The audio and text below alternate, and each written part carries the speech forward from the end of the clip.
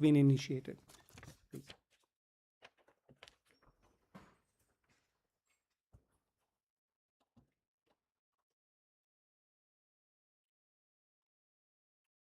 Initiated.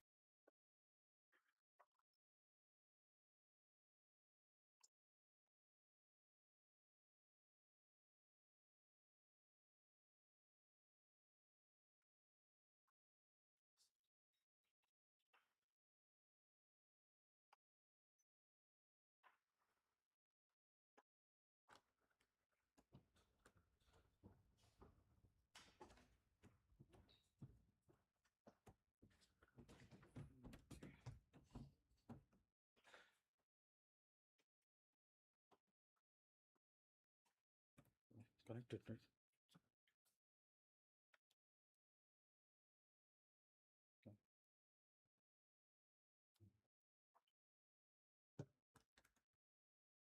Okay. And IIMs to pioneering.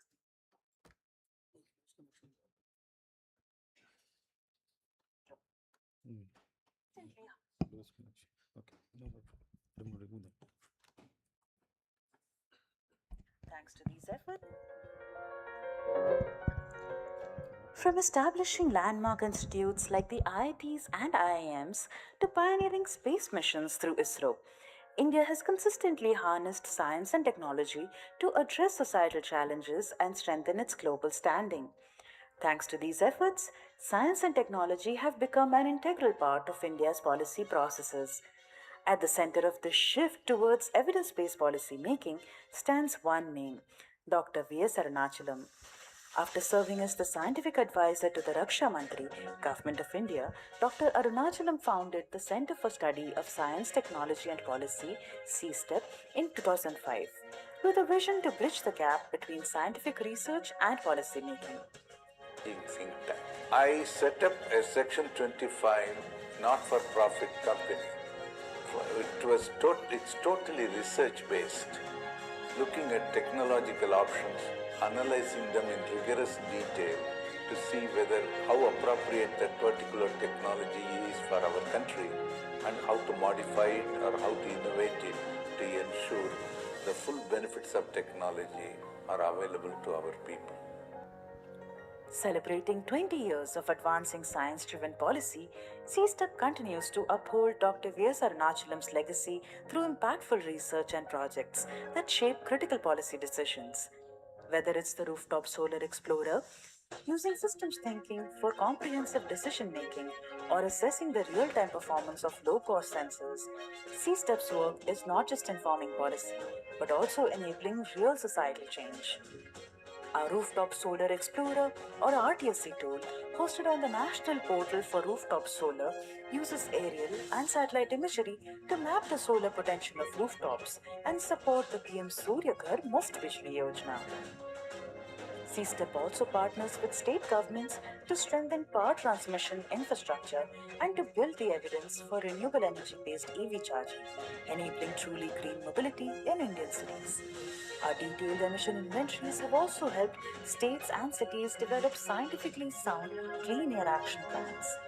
Through the Sustainable Alternative Futures for India, or SAFARI model, policymakers can visualize low carbon development pathways by simulating technology and policy interventions. Through this lecture, we celebrate Dr. Arunachalam's legacy by bringing together leading thinkers in science and public policy. Welcome to the Dr. Vijay Arunachalam Memorial Lecture, where we honor a visionary leader and look forward to a future shaped by science, technology, and evidence-based policy.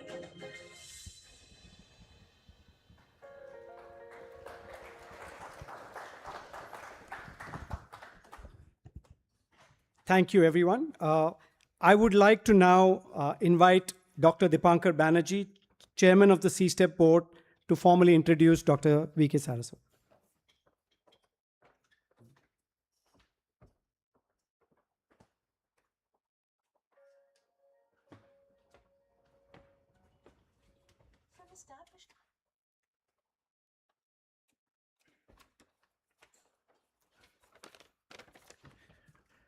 Mrs. Arunachalam, Meena, members of the Arunachalam family, and I see many who have worked with Dr. Arunachalam here, Dr. Kota and Dr. Raghuram. I can immediately mention there may be many others amongst you. It's a delight to introduce Dr. Saraswat. It's a particular pleasure because our professional careers grew together in Hyderabad. He became the director of the Research Center Imarat in the same year that I became the director of the Defense Metallurgical Research Lab. We moved to Delhi within about 1 or 2 years of each other. I think he coordinated the Missile Technologies program, while I coordinated the Aeronautics and Material Sciences of DRDO.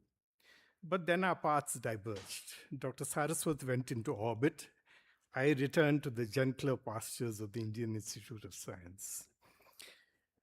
Dr. Saraswat's name is, of course, synonymous, and perhaps no need to say this, is with various aspects of missile technology, and also the development and deployment of a family of short-range ballistic missiles, the lead of which was the Prithvi.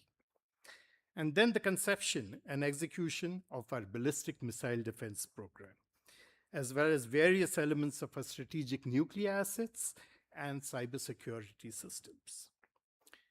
His ambit widened after leaving DRDO, from driving our alternative energy roadmaps, major initiatives on our information and communication technology capability, and even a vision for the Indian Railway Research Institute underlying advanced rail transport systems.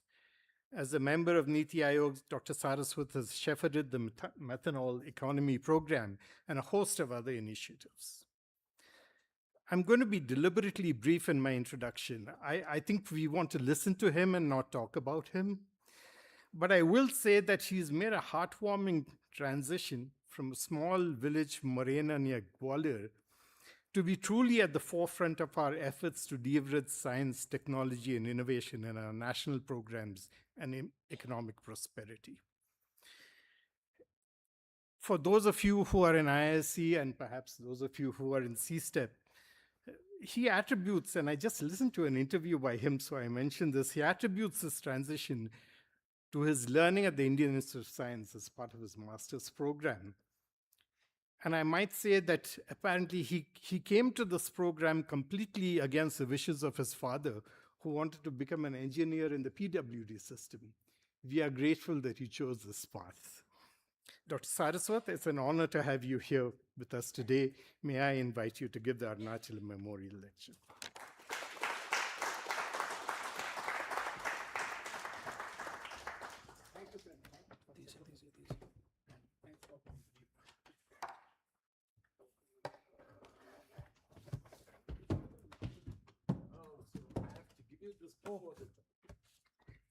Let's do it here. This is so that it inspires. Yeah.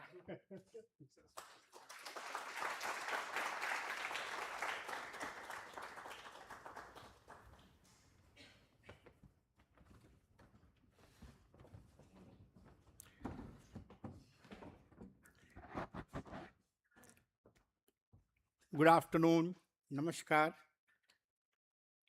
Mrs. Arunachalam, members of his family. And I saw just Dr. Atre walking in. So, my greetings to you, sir. All the distinguished faculty members of CSTEP, many members whom I had known in the past and who are active in the science and technology domain in this country in some form or the other, who are present here, some students, some researchers, ladies and gentlemen. It's indeed a pleasure and an honor to deliver Dr. Arunachalam Memorial Lecture. In fact, when CSTEP asked me to deliver this lecture, I thought I will bring back my memories of my association with Dr. Arunachalam and see through his journey, at least since the day I saw him in DMRL, until he left us for the heavenly abode. But then CSTEP said, no, you should talk about science and technology, not so much about Arunachalam. So my talk is in two parts. One part, certainly, I cannot resist myself but to talk about Dr. Arunachalam. Many of you know all his facets, but for the sake of the occasion, I thought I will certainly mention a few things which I appreciated, which I talked about, which I learned from him. Dr. Arunachalam was a transformational leader. What I had seen of him from the days of DMRL director to the scientific advisor and later on a professor at Carnegie Mellon University and coming back and setting up CSTEP. I think those days were so phenomenal. I'll not go into the text what is written here, but I would like to mention that I belong to a generation of DRDO scientists who had seen DRDL, that was the laboratory I joined, in a place called Ahmad Manzil, which was the Bhoot Bangla in those days. Right from the Institute of Science in 1972, which was the most pioneer institution of the country, and is today also, I walked into that Ahmad Manzil, and I was in two minds when I entered there, where I have come. Having worked on IBM 360 computer, having worked on the best scientific instruments, here I am into a paddle realm where there's only some administrative infrastructure in a very, very dilapidated building. So I was thinking, shall I go back? Because I had an offer to join PhD here. But then I met some people. One among them was Squadron Leader Gopalaswamy, who has been my boss. He said, no, there's a lot to be done together, so you stay back. From that time of DRDL, DMRL used to be, even in those days, a better institution because it was new and it had better infrastructure and so on. So as a director of Materials Research Laboratory, when I saw DMRL and Dr. Arunachalam, I realized that yes, transformation can take place. Dr. Arunachalam, as a director, met me when I was working on a liquid propulsion engine for Prithvi missile. I had displayed the gas turbine engine parts of the missile, and Dr. Arunachalam came for a visit. I think AVM Narayanan, who was the director at that time, had just left, and he walked into to see what DRDL is doing. Probably he had the premonition that he may be taking over as a scientific advisor in DRDO. So he saw my turbine rotor and he asked me, how are you manufacturing? I said, sir, we are manufacturing individual blades through machining process. We are manufacturing the disc, and then we weld it, and then post-welding we do machining. He said, come on, these are all old methods. I'll tell you how to do this. And he introduced me to the powder metallurgy route of manufacturing the integral turbine rotor. That was my first association with Dr. Arunachalam. On his technology background and the new nuances of technology, using his knowledge of material science, metallurgy, and manufacturing, which dated back from BARC to NAL to DRDO. So I immediately took up the task, and there was a gentleman called Acharlu, am I correct, Sripankar? And Mitra, they were looking at powder metallurgy plant, and we started the journey to make an integrated rotor. Rest all is a history, and that was my association, the start of association. And DRDL, which has come out of that Ahmad Manzil and come into a new place. Dr. Arunachalam, When he took over as a scientific advisor, he realized that if we have to build missiles in the country, the approach which has been followed by DRDL so far is not the right approach. So even before he became the scientific advisor, he was on the lookout because he was constantly in touch with us because we were working on some defense projects, like we were trying to make a Valiant engine, 30-ton engine. And Dr. Raja Ramanna was the scientific advisor in those days. So Dr. Ramanna brought him and we demonstrated the firing of Valiant engine. He said, you gentlemen are doing good work, but nation needs missiles. So with Dr. Ramanna and Dr. Arunachalam as director DMRL, they went on a hunt for the leadership in DRDL. And that's how Dr. Kalam came on the scene. And rest all the story many of you know, how the transformation of DRDO took place after Dr. Kalam and Dr. Arunachalam became the two wheels of the growth of DRDO, what you see today. At a time when technology denial regimes and import dependence constrained India's strategic autonomy, Dr. Arunachalam championed indigenous capacity building. And domains like missiles, aircrafts, Dr. Kota is here? Yeah. Missiles, these are the new things which he said they have to be taken on mission mode. New subsystems have to be built and laboratories to have to be upgraded. In addition to that, his focus was in building infrastructure in DRDO.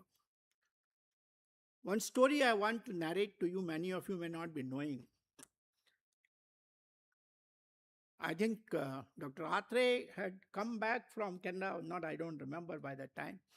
Dr. Arunachalam, as a director DMRL, went to Delhi DRDO headquarters. And he was denied a room in the MOD guest house. Ministry of Defense used to have only one guest house there. And there used to be one guy called Khadak Singh. He would allot the room and Arunachalam was denied. He came back puffing and fuming and he said, what nonsense. I'm the director of DMRL. I'm not given a room in the... So when he became scientific advisor, his first mission was to build infrastructure in DRDO. And Dr. Arunachalam is the one, along with General K.N. Singh, who created the civil engineering department of DRDO, which has earned a mark today. And the infrastructure for guest houses, buildings, laboratories today probably is one of the best in the country. That initiative shows the vision, the foresight. Maybe it was due to that small incident what he faced, but I think the vision was to bring the topmost quality of infrastructure in the country. Most importantly, he was a system engineering man. He was always looking at how to bring belief in people. There was no system of award in DRDO in those days. So when I fired the Valiant engine, he told Dr. Kalam, what is this? You are not giving any award to these boys. You are not recognizing. So from somewhere through his administrative acumen, he created a award system. And I was the first scientist who was given 10,000 rupees award in 1983 or something like that. That is the kind of vision he had to promote and make the thing. Of course, others were also there. So he designed, developed, produced systems in the country. That is what I want to mention to you. He was always for Atmanirbharta. I'll give you an example again of Atmanirbharta. I think by the time Dipankar, you had come to DMRL, you were there in DMRL when the missile program was there. Kota was there. We were having serious problem of importing aluminum alloys for our missiles. And a alloy called 6061. Alloy has to be used for making structure and tanks and all that. Import was denied, and he made us work with Balco, DMRL, and Semilec and all this. And we used the Balco facilities, which were very bad. DMRL scientists were sent there to bring in the kind of cleanliness that was needed in the heating process, the filtration process, and everything. And he made sure that we became self-reliant as far as that alloy is concerned. And that alloy is today manufactured for aerospace, for various applications. I think even it was used in the what is that called, our Tejas program. So he had so many of those things where I can say his visionary leadership guided us and helped us to overcome the missile technology control regime. Indigenization was his forte. And he always used to say,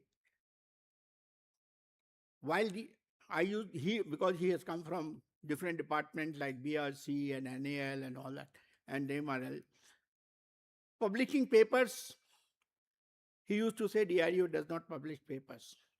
But he will also say, I don't mind, so long as you make a product.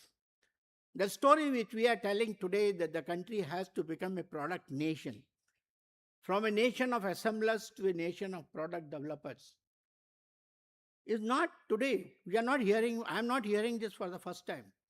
This used to be one of the buzzwords of Dr. Arunachalam in those days. What we are talking today, he said that in 80s and 90s. After coming back from Carnegie Mellon, I lost touch when he was in Carnegie Mellon. I did not have much of it. But he was at that point in time trying to do the fiber optic communications, Sankhiki program. So in that connection, once I met Dr. Raj Reddy and Dr. Arunachalam as to what all technologies from DRDO can be taken in that. I think Dr. Hatre may be aware of some of those parts.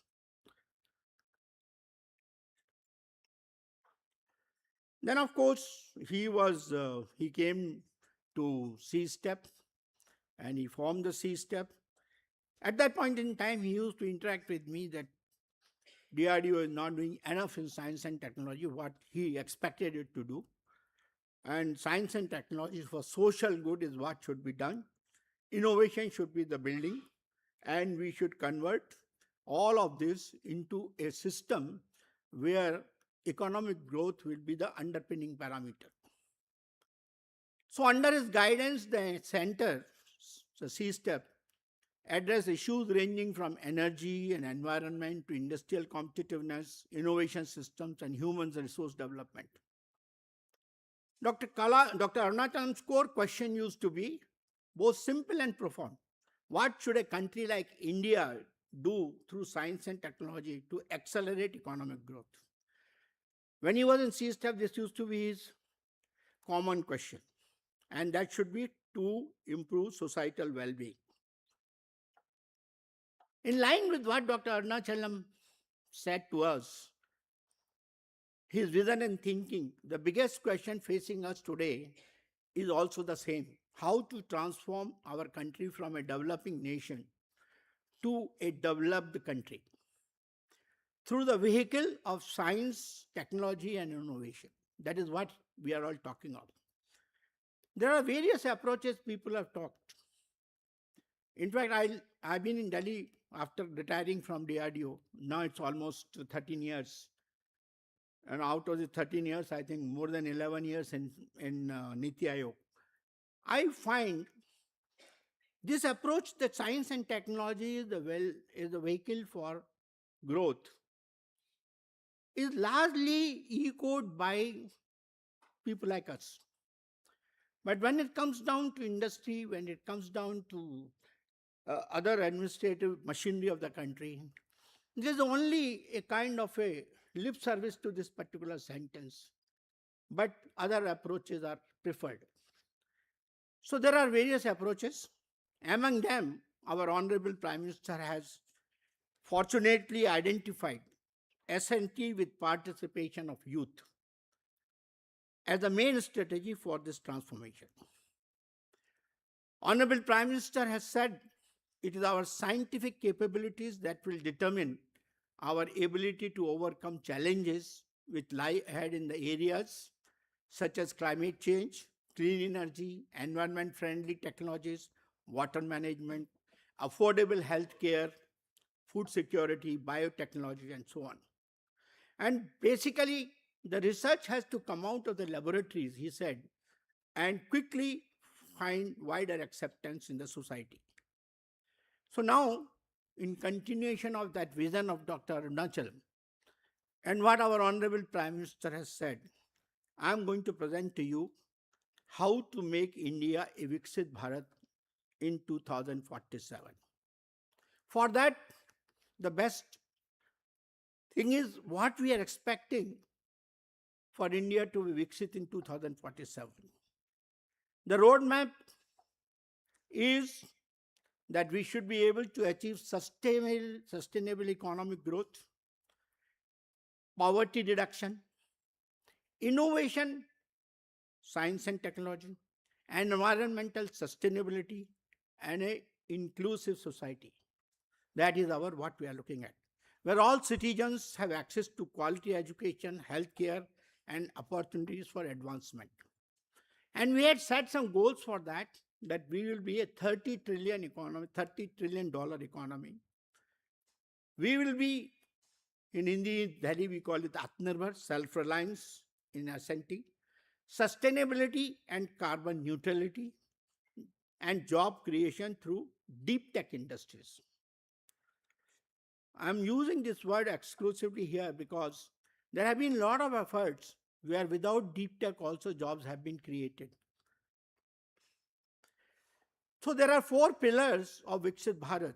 One of them, as I mentioned to you, science, technology, leadership, where the deep tech technologies like space, artificial intelligence, biotech, quantum, and so on have to be pursued. Sustainability and green growth, in which CSTEP has been working for a long time. Then, of course, the new mantra what we are talking is that we don't need job providers, job seekers, we need job providers. That means entrepreneurship. And digital economy, which is AI-driven, startups, and so on. But in this whole game, the most important participation is that of the youth, and many of them are sitting here today. Through university research, science, technology, engineering, and mathematics education, development, patent filing, entrepreneurship, and so on. So these 4 pillars are very important for making India a Viksit Bharat. And in that, research has a major role to play. I know 99% of you who are sitting here, are researchers in some way or the other, maybe in physical science, chemical science, material science, whichever science. But all of us know that ultimate outcome of research is it drives innovation and industrial growth. It boosts the GDP and wealth creation. It also increases global competitiveness. So research in Viksit Bharat, transforming India into a global leader, is the major vehicle what we are talking of. So we have to be Atmanirbhar in areas where we are not Atmanirbhar today. Semiconductors among them is one of them. And the new area which is evolving is artificial intelligence. Many of the defense technologies, while we became significantly Atmanirbhar in defense technologies today, but technology is galloping and the gap continues to widen. What you saw in Operation Sindoor was the utilization of the indigenously developed technologies, the missiles, the aircrafts, the air-to-air missiles and guns and so on. So that shows that we have reached somewhere. But the technology is going. We need directed energy weapons. We never saw our forces walking into Pakistan. They were sitting behind and hitting the target 400 kilometers into their country. That means non-contact warfare. So our dependence on import, while we have seen S-400 doing a great job, but I think we have to have our own S-400 or 500 or whatever that. Deep tech for economic growth. It is expected, and NITI Aayog has calculated that AI, quantum, renewable energy, and biotech will drive India's at least $1 trillion economy. We have to create and strengthen our manufacturing portfolio. In 2015, our Honorable Prime Minister gave a call of Make in India. And our goal was that our contribution of manufacturing should go from 15% to 25%. Unfortunately, we have not moved beyond 15%, despite all the best efforts in terms of policy and things like that. So we need research-driven industry, create high-value jobs in tech, R&D, and industrial automation.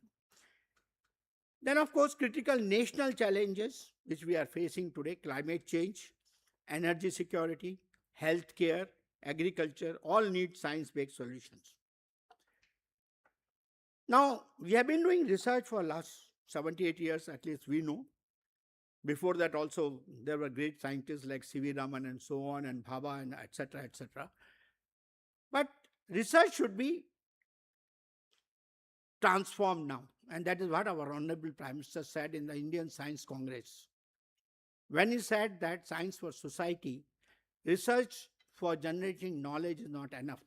It should be translational, interdisciplinary, to move ideas from labs to the real world applications. So all basic research, applied research, and development R&D, translation research is one of the major areas. And gone are the days when people used to work in silos. I'm very happy to see. In fact, this morning I gave a talk in the Golden Jubilee celebration of Indian ISC Alumni Association.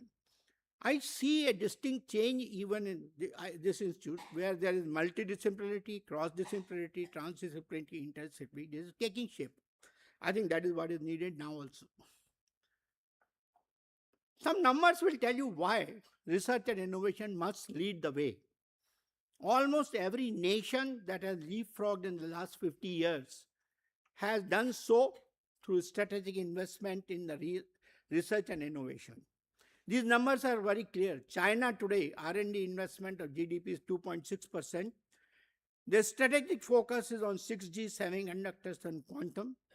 And they are the global patent leader. Deep tech exports almost 20%. South Korea, a very small nation, and probably much way behind us, but 4.9% is the GDP investment, R&D. Electronics, mobility, and biotech, with their focus, and 90% of firms conduct in-house R&D. I can't even say that in India even 10% do that. Israel, very small nation, and you see how it has fought the war. 6.3% R&D investment, defense technology, cyber security, agriculture. 1 in tech startups per capita. That is a kind of a number. And quite distinct from that is India, with an investment of only 0.64%. And fragmented, R&D is fragmented, public heavy, low technology transfer. Ranks for now 39 in Global Innovation Index, less than 1% of global IP filings. So it is important that we focus on R&D so that it can help GDP ratio directly, correlates with the economic dominance in an innovation-driven economy. Higher R&D, more patents, more high-tech startups, global competitiveness. This is the ladder we have to follow. Research and innovation is a continuum. Innovation does not begin where research ends. It is a loop. Innovation loop leverages a hybrid innovation management model based on science, invention, engineering, and manufacturing. To become a nation-led economy, India must integrate knowledge creation with value addition and value creation. All of you know these terminologies: incremental innovation and breakthrough innovation. But why incremental innovation is easier to do and why breakthrough innovation is not easy to do? What are the kind of impact of each one of them? What are the kind of risks? While incremental innovation has low risk, high risk is involved as far as breakthrough is concerned. If you want to find out what is the frequency of incremental, you'll find it is more, whereas the breakthrough is low. Time frames are also different. Investment required are also different. So this is the kind of a thing, and we have to choose our pathway. India is always counting these days. NITI Aayog has been given a task that we should monitor the India's Global Innovation Index. And we are the agency to provide inputs to this global agency, because they have number of parameters to decide how the GII will be there. And what are those parameters? The innovation input sub-indexes are institutions. What is their political environment? What is their regulatory environment? What is the business environment? Human capital and research, both in terms of education, tertiary and primary research, infrastructure, market sophistication, business sophistication. These are the inputs we give.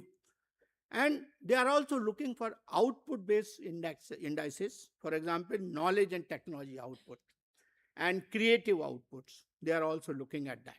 So we provide these input and outputs, and based on that, Global Innovation Index is decided.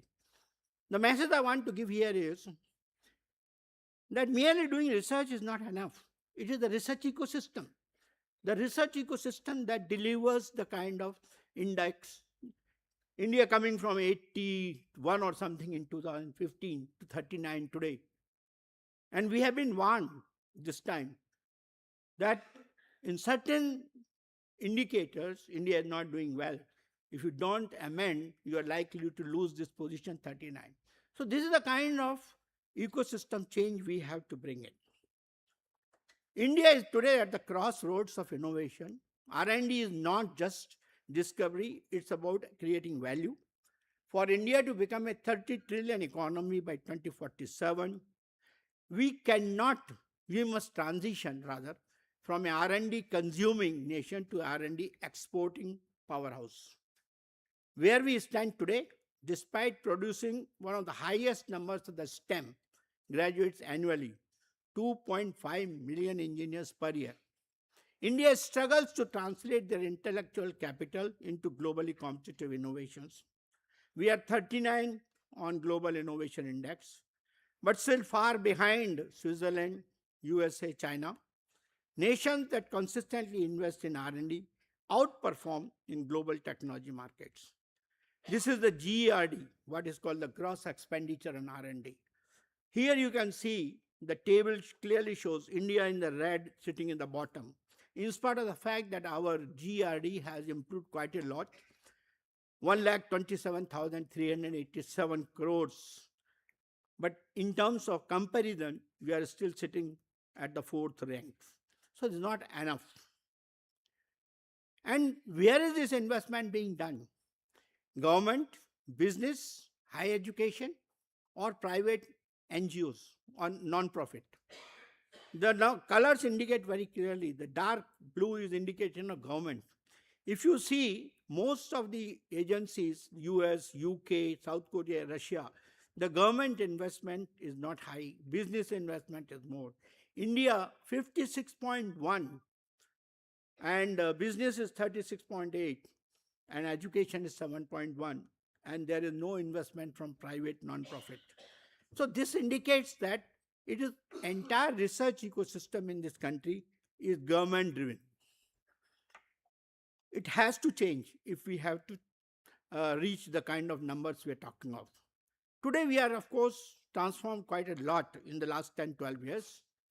We are third largest startup ecosystem. 3+ startups added per hour in 2023. 153,000 startups as of November 24, and 118 unicorns. $12+ billion raised in funding in 2024, and 6th in the IP filing rank. In the last 2 decades, research publications increased from 20,000 to more than 150,000. So that is the change that has taken place.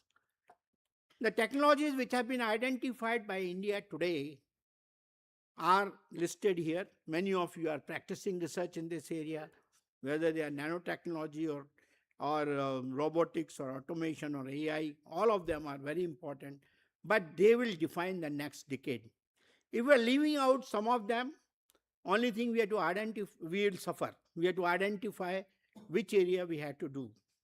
In the morning, some press reporter was asking, sir, how India is doing as far as artificial intelligence, quantum, and some of these things are concerned. Can we collaborate? I said, yes, friend, we should collaborate. Because this is a window available. As on today, the foreign countries are also developing these technologies. But the pace at which the development of these technologies is taking place in the foreign countries, it is pretty fast. A day will come when they will reach a high level and we will be in the catch-up mode. At that point in time, again, there will be same situation.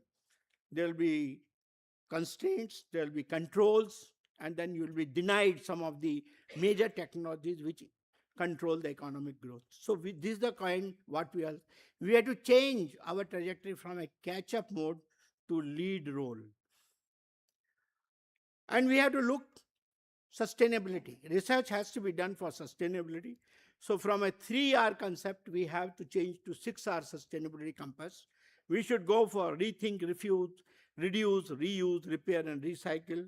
All of you are working on this today, I know that, but this is very important.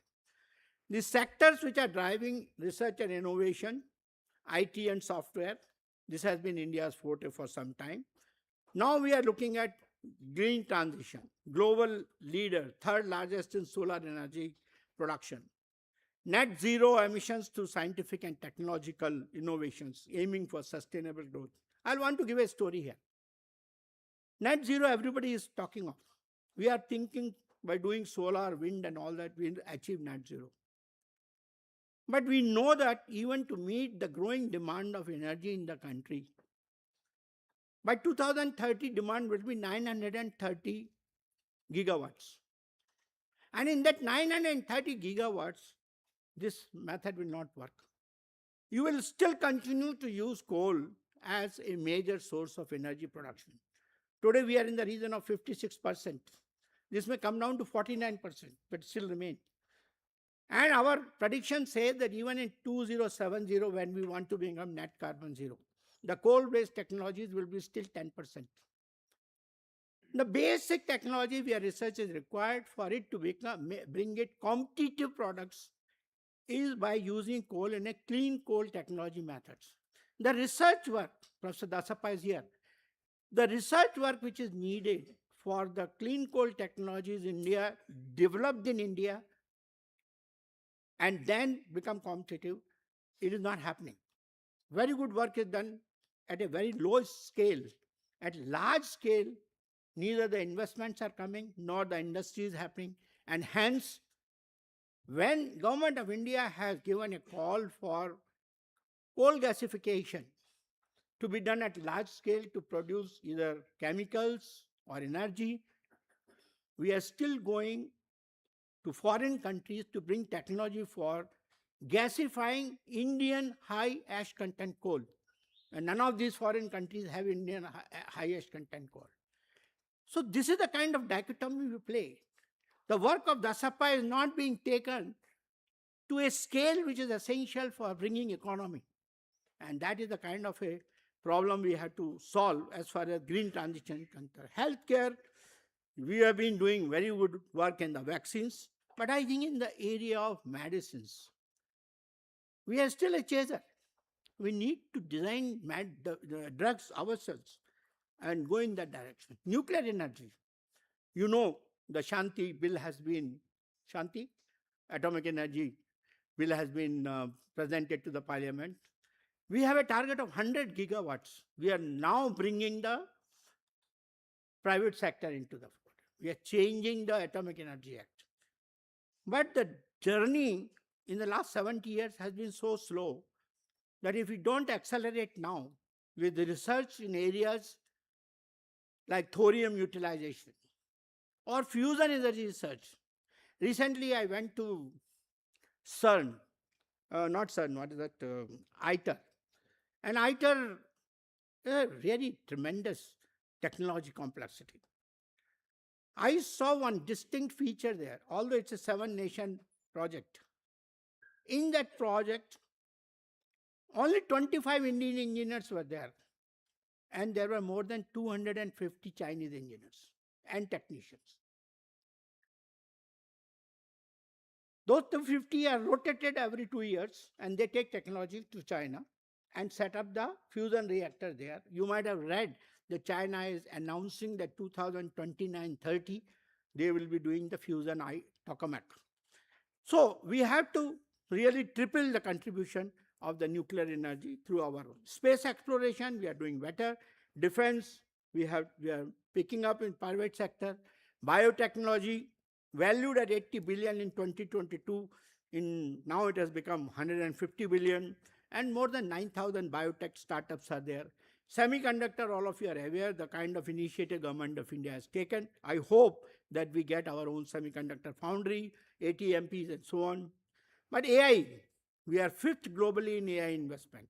AI-driven startups have grown 14 times since 2018.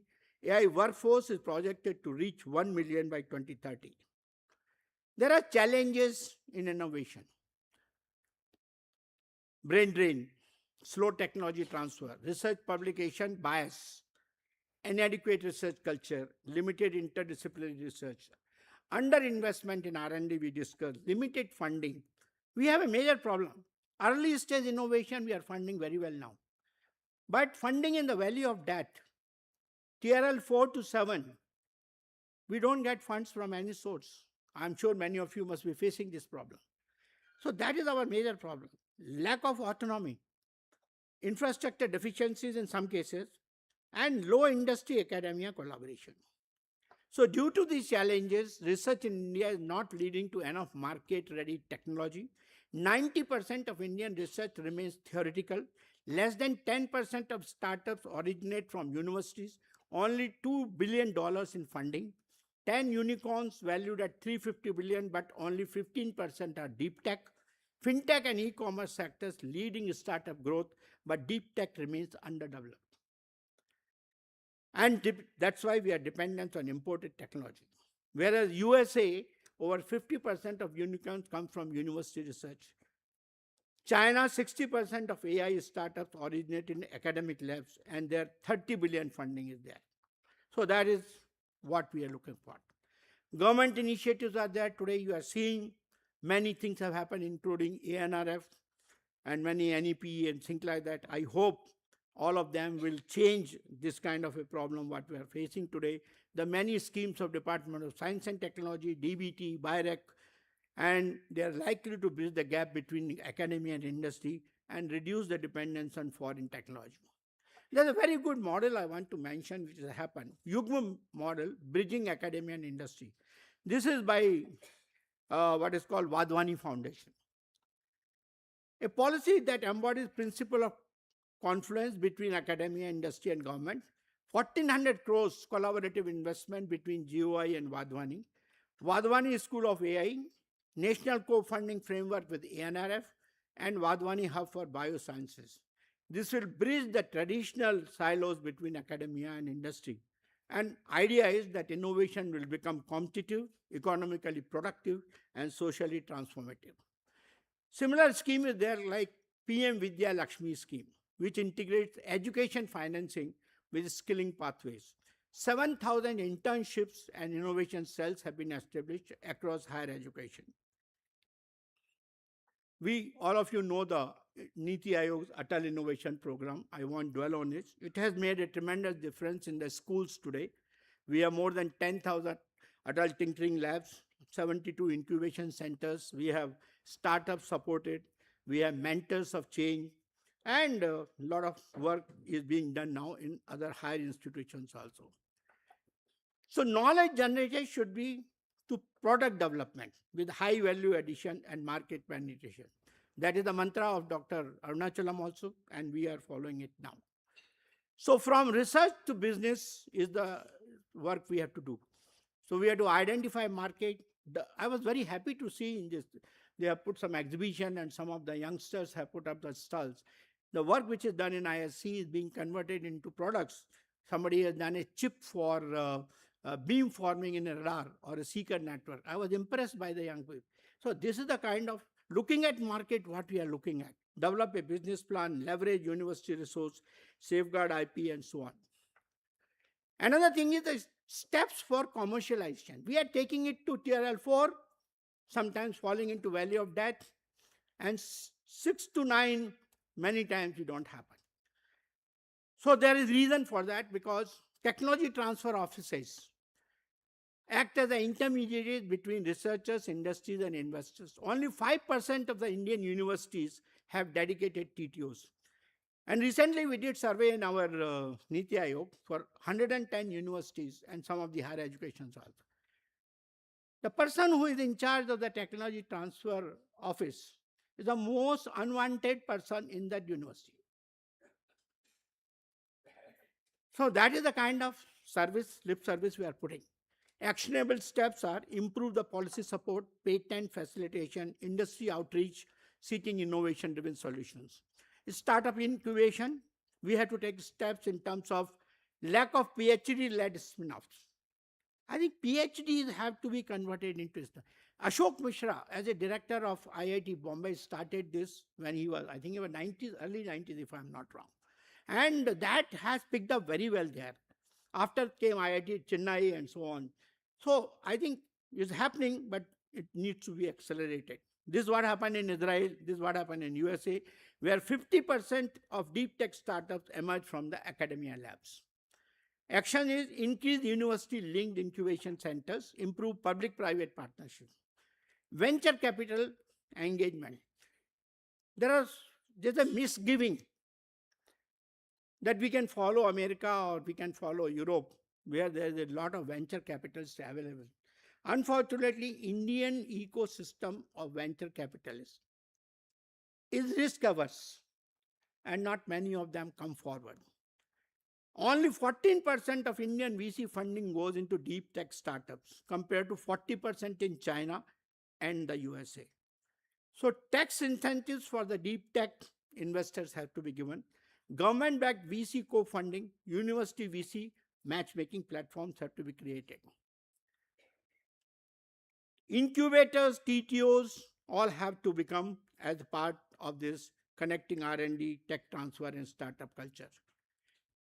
Accelerators and incubators have to overlap together so that they can bridge the innovation valley of death, they can support IP compliance, they can connect stakeholders, they can de-risk the innovation.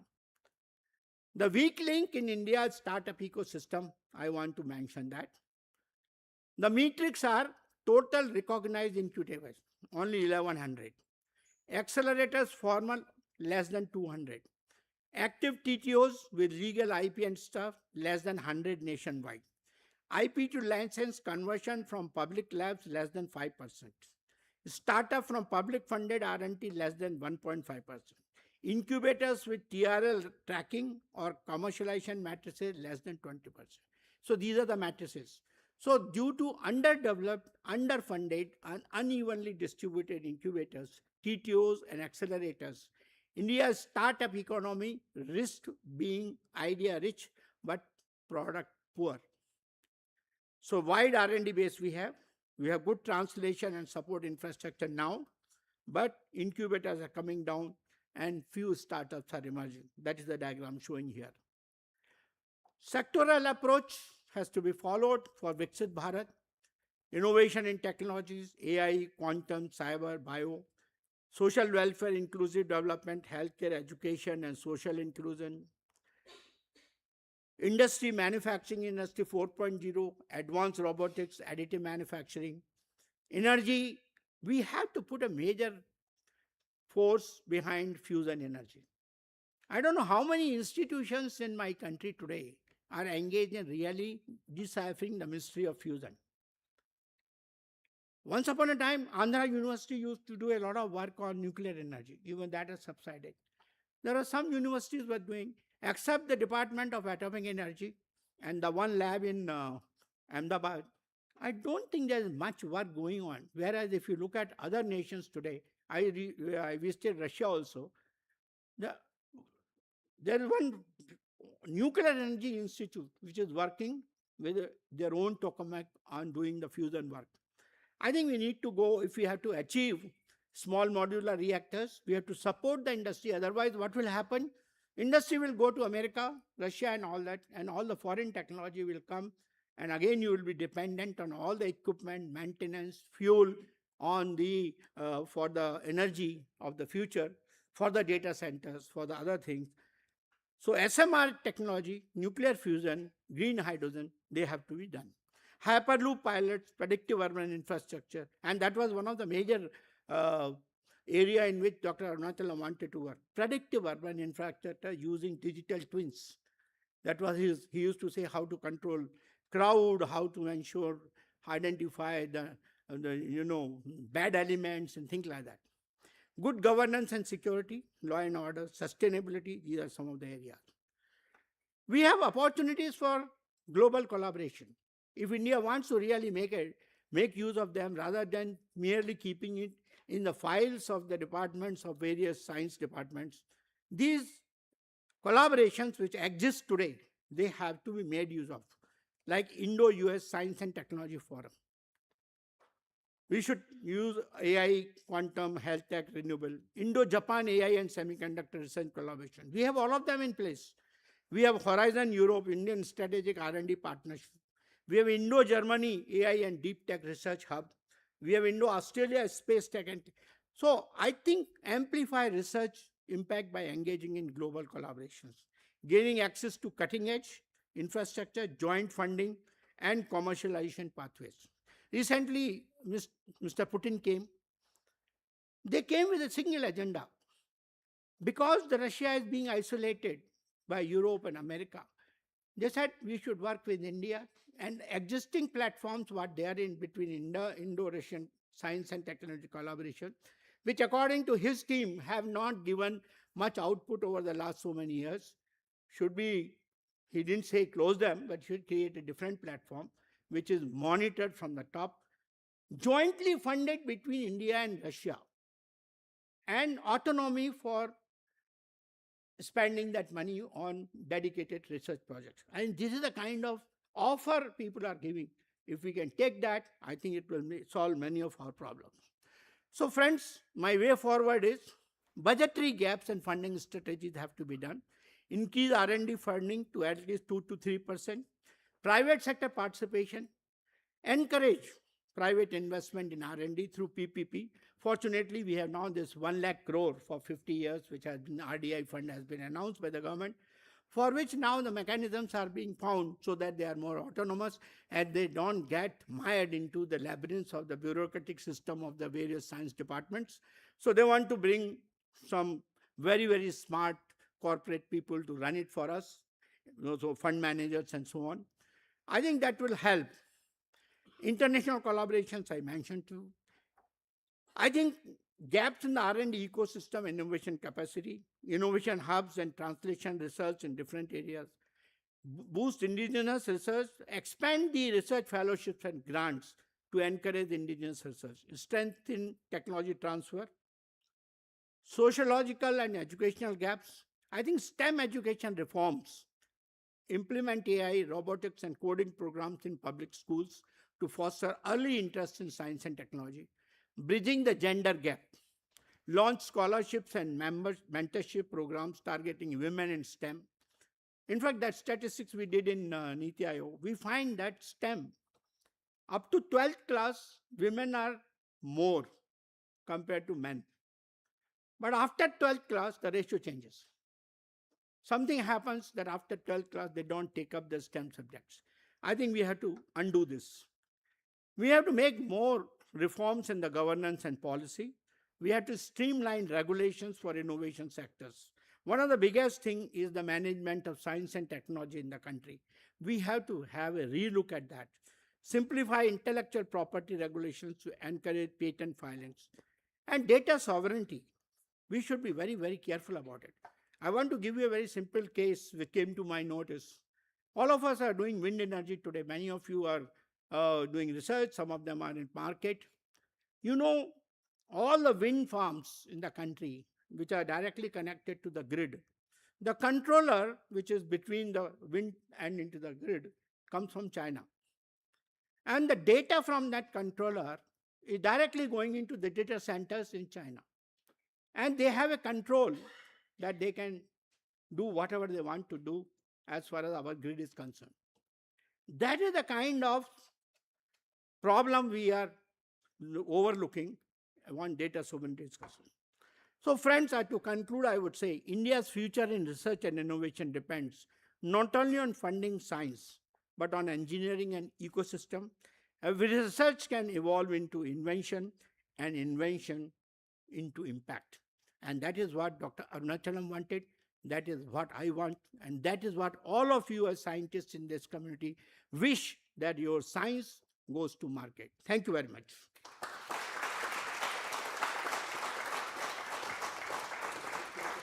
What's your little water can I have? Oh, thank you. Questions are welcome.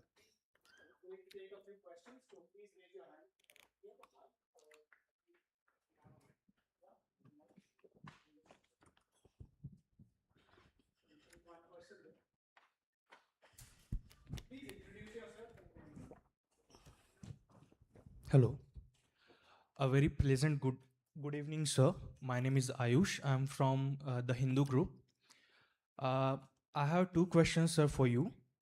As we are gathered here for V.S. Arunachalam Memorial Lecture, and Arunachalam, sir, always advocated for self-reliance in defense. And when, as an Indian, I see that India is trying to indigenize defense production. We are having BrahMos missile and sharing it with countries like Philippines as well. It gives me a proud.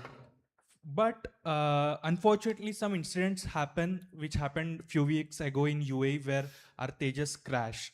So my question to you, sir, as a member of NITI Aayog and someone who has worked in DRDO, that and I'm a student of diplomacy, law and business as well. So in global affairs, it's all about narrative building, and it's about the image of our country.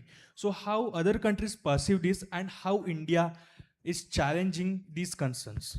My second question to you, sir. No, let's take one at a time, because I may forget your first. Yeah. It's not your problem, my problem. Yes, sir. As far as you yourself said that India is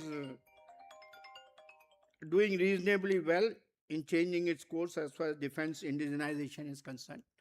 Private sector is coming in a big way. We have many aerospace companies, Adani Aerospace, Tata Aerospace, this aerospace, a lot of startups also.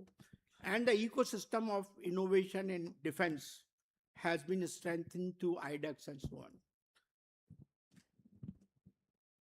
This is our way of becoming self-reliant, that private sector should do the design, development and manufacturing. Once upon a time, India was using private sector only as component manufacturers based on our drawings.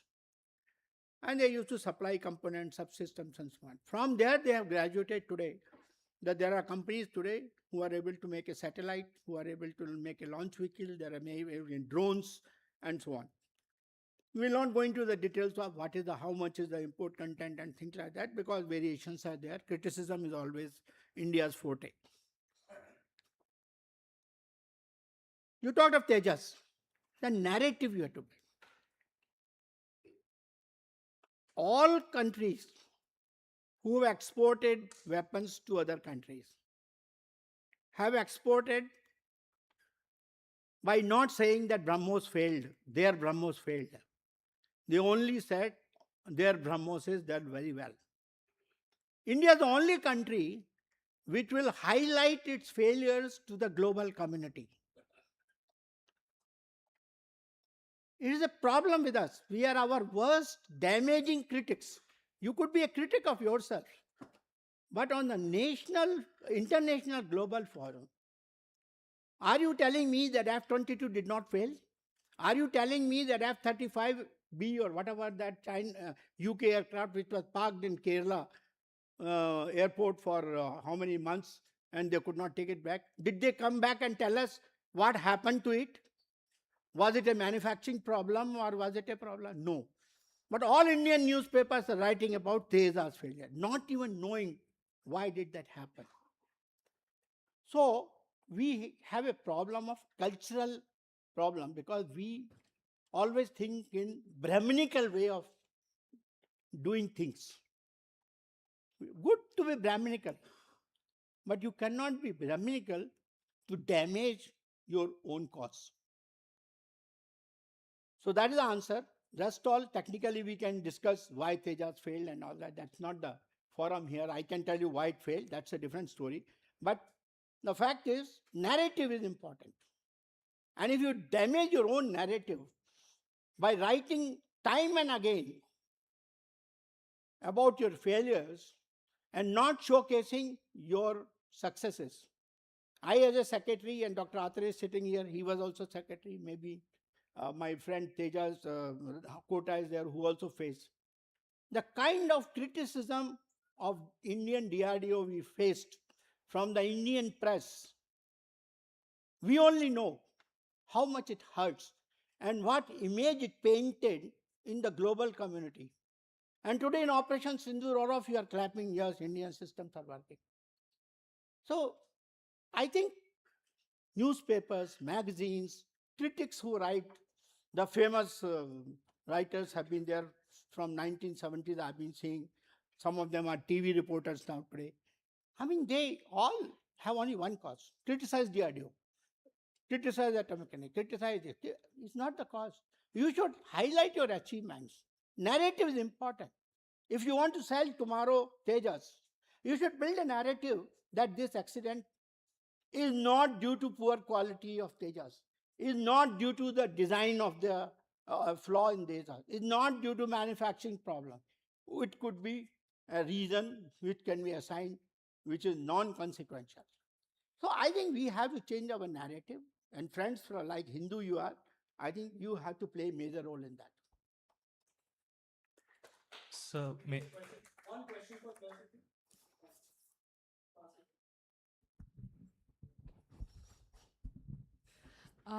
Hello, sir. My name is Deeksha. I'm a senior analyst at CSTEP.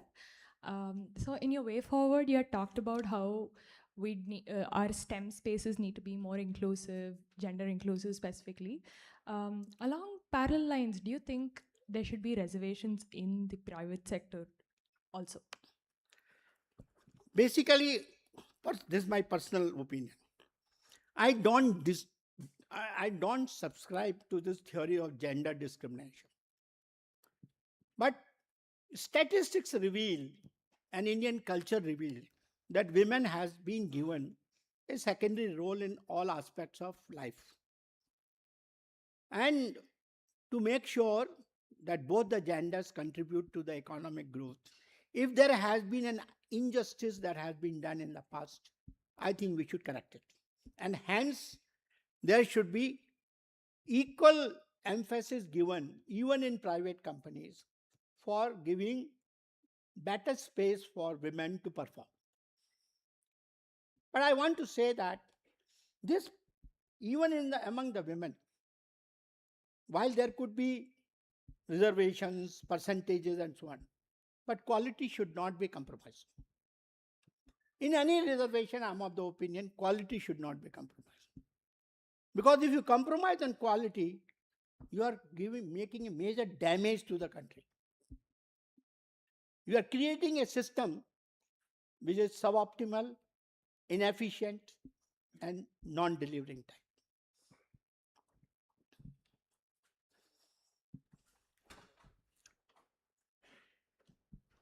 type. Good evening, sir. My name is Ankit and I work at CSTEP.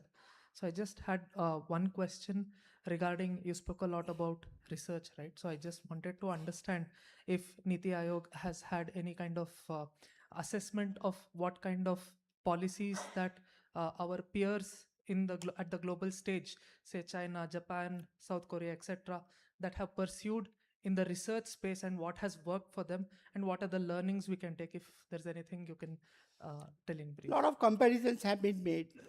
Many of people who have gone abroad and worked, for example, many of you have worked in states. You have your experience of how the R&D is being done. Those who have interacted with the various research organizations, like I interacted with Russia, I interacted with Israel, in all research institutions we found funding pattern is not suboptimal. Funding pattern in these countries is what is needed for that project. In India, we have a problem. We want to appease large number of members of the population of scientific researchers.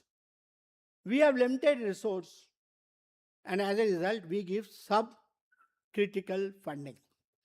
Subcritical diffuse funding is the basic bane for quality research. Institutions like America also has got almost 30 and odd energy laboratories, and topmost laboratories are there. If they are spending money on a particular type of energy, for example, we interacted on clean coal technology, carbon capture utilization and all that. Here I am struggling to get 7,000 crores for setting up plants in cement sectors, in steel sector, in some places, even 7,000 crores. For one project, for one laboratory, the funding was close to 50 to 60,000 crore. So that makes a difference, because the scale at which the R&D is converted into a system is different. That's what I'm trying to say. We are very good in funding now, at least. I don't know in the past, but now we are funding very well early stage innovation. But we are not funding the value of that. We are not funding the scale up. I'll give you an example. We set up through the DST funding between IIT Delhi and Thermax, a joint program. We set up a coal gasification plant to produce methanol using high ash content coal. IIT Delhi did good research work.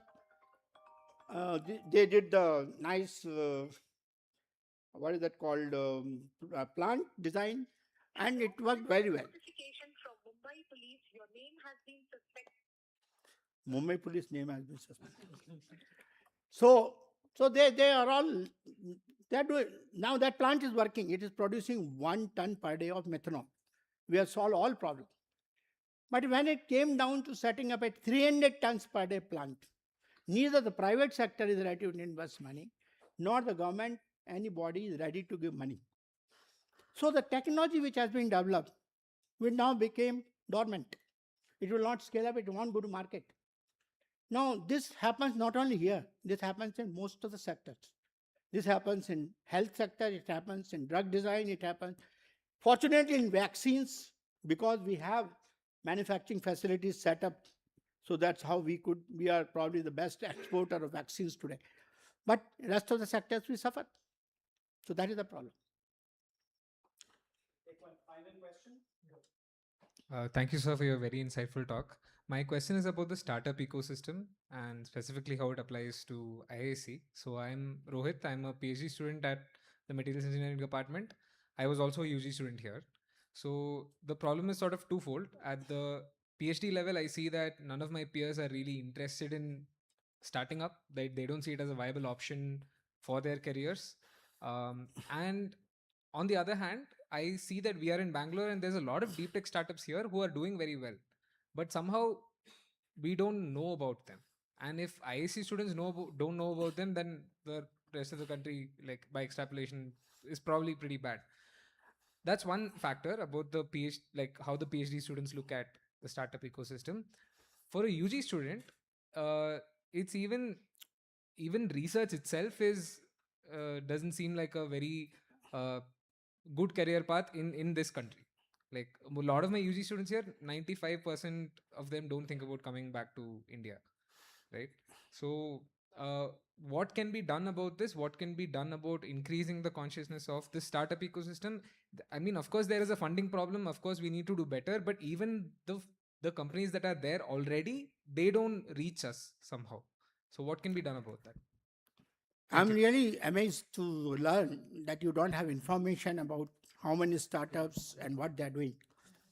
That shows that my impression about ISC having a good, you have a department for industry interface and things like that. My IC engine building has been converted into that.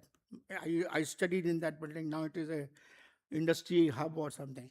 When you have such a system and you have digital technology today, what is the difficulty in maintaining the inventory of what is happening where and making it public through other digital platforms within the institution? That is number one. Number two, when you guys select the PhD topic for your work, its relevance also should be seen. Sometimes we are guided by our professors and they themselves don't work based on the relevance. They work based upon what work they were doing or they are doing or what they are seeing the Western countries are doing.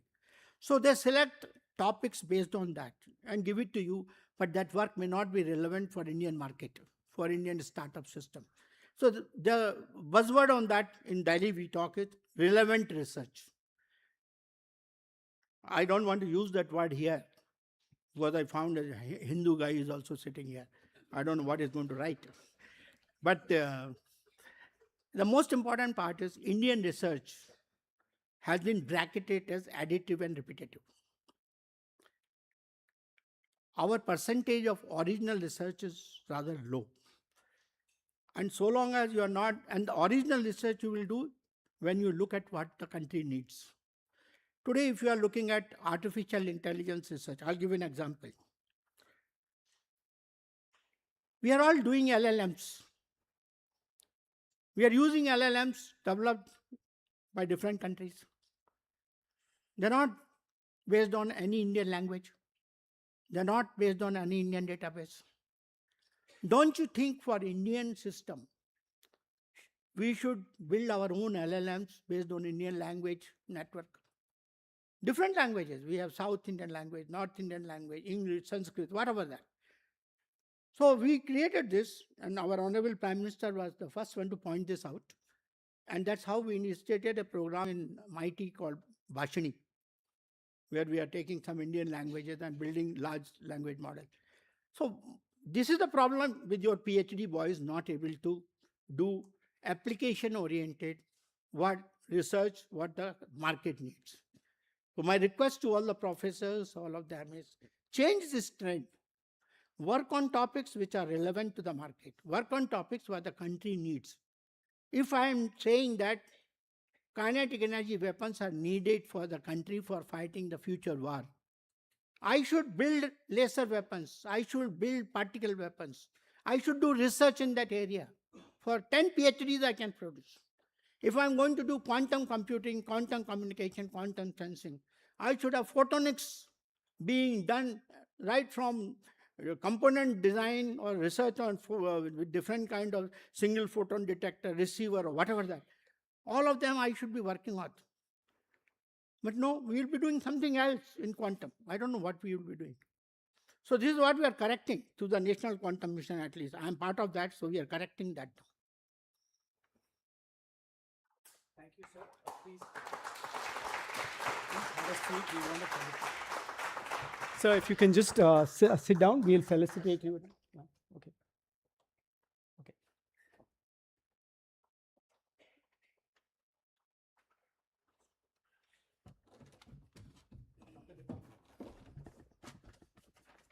Sir. Oh, I have to sit there. Yes, sit there.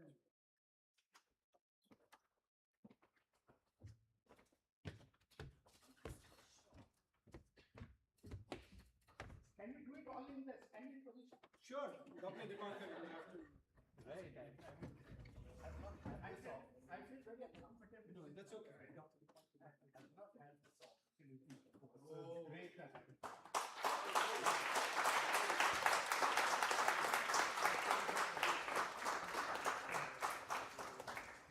So this is a small movement.